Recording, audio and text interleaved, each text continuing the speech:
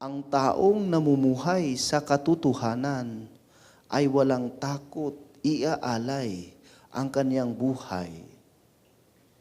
Pero kapag isang tao ay di namumuhay sa kalooban ng Diyos at katotohanan, ay may takot ang madarama. Ang taong namumuhay sa katotohanan ay walang takot ialay ang kanyang buhay. Pero kapag isang tao ay di namumuhay sa kalooban ng Diyos, ay may takot ang nadarama. Sa ating Ebanghelyo ngayon, pinapakita ni San Juan Bautista ang walang takot na isiniwalat ang katotohanan na mali ang pakikiapid. Ito ay kabaliktaran din sa karanasan o pag-uugali o experience ni Herodes at ni Herodias. Dahil si Herodes ay mayroong naramdaman na takot nung narinig niya ang pangalan ni Jesus. Dahil ano ang Jesus well known? Nagiging fame si Jesus, naging sikat si Jesus dahil sa mga milagrong ginawa. At yung mga sinasabi ni Jesus na salita at hindi lang salita, bagkos ito ay nagiging katotohanan. Nagpapagaling ng may sakit. At yun, ito ang feeling ni Herodias at ni Herodes. Yung takot. Bakit? Dahil sila ay nagkasala. At ano ang kasalanan ni Herodes at ni Herodias? Pakikiapid against the Ten Commandments. You shall not commit adultery. At yan ang sinasabi ni San Juan Bautista na walang takot isiniwalat. Itong si Herodes ay hari, tapos yung kapatid niya na si Felipe ay inagawan niya ng asawa.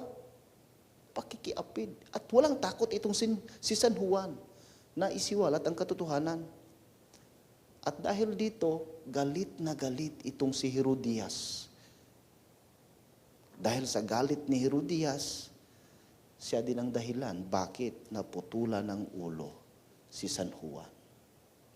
Kaya mga kapatid, yung takot pala ay bunga ng kasalanan. Kapag isang tao ay gumawa ng kasalanan, mamumutawi ang takot sa kanyang kalooban. Pero kapag ang tao ay namuhay sa katotohanan at sumunod sa kalooban ng Diyos, walang takot sa buhay. At ito ay kabaliktaran, yung kabaliktaran na karanasan ni Herodes at ni Herodias, ito ay kabaliktaran yung karanasan ngayon ng ating sineselebrate na memorial. Si San Pedro at si San Pablo.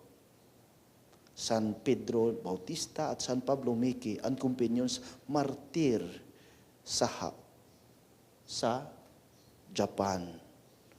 Kaya nga mga kapatid, si San Pedro at San Pablo, St. Paul Miki companions, si San Pedro ay isang Franciscan missionaries born from Spain, Bishop of Nueva Cáceres, Camarines Sur, at naging parish priest sa Lumban, Laguna, 1586.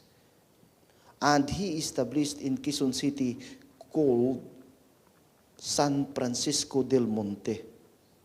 At nagmisyon siya sa Japan. Marami siyang nagawa sa kanyang misyon. Pero sa kabila ng kanyang ginawa, hindi natuwa ang emperor sa Japan. At si Pedro at ang kanyang mga kaibigan ay pinatay sa pamagitan ng crucifixion. Walang takot. Itong mga martir na celebrate natin ngayon, bakit sila walang takot? It is because si Kristo ang naging hari ng kanilang buhay. Sila ay sumunod sa kalooban ng Diyos sa pananampalataya. Kahit sila ay pinatay, sa ang kanilang puso namumutawi ang pagpapatawad sa mga taong gumawa noon sa kanila. Kaya mga kapatid, nanindigan sina Pedro at Pablo sa kalooban ng Diyos. Dahil si Jesus ang katotohanan. Sabi nga niya in John chapter 14 verse 6, I am the way, the truth, and the life.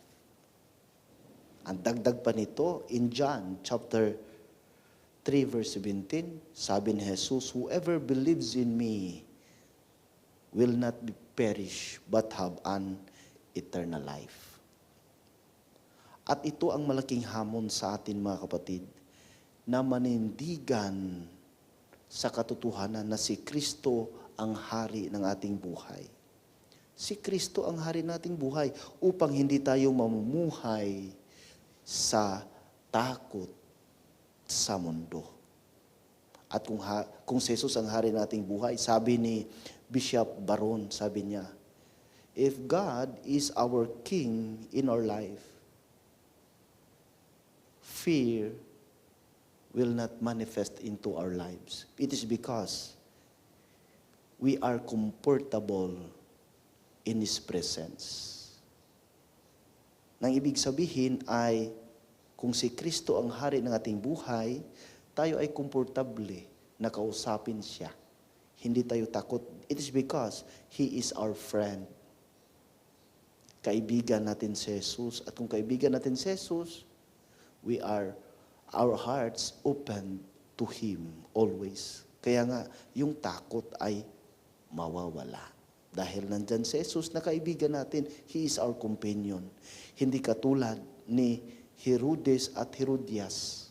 Hindi nila kaibigan si San Juan Bautista, hindi nila kaibigan si Jesus. Kaya nga, namuhay sila sa takot. Yung mga martyr ngayon na celebrate si St. Peter and St. Paul, kaibigan nila si Jesus. Kaya nga hindi sila natatakot kahit anong mangyari. At ito ang malaking hamon sa atin na si Jesus gawing hari natin sa ating buhay o bilang kaibigan natin sa ating buhay bilang Kristiyano in order for us to live in harmony and peace. Amen.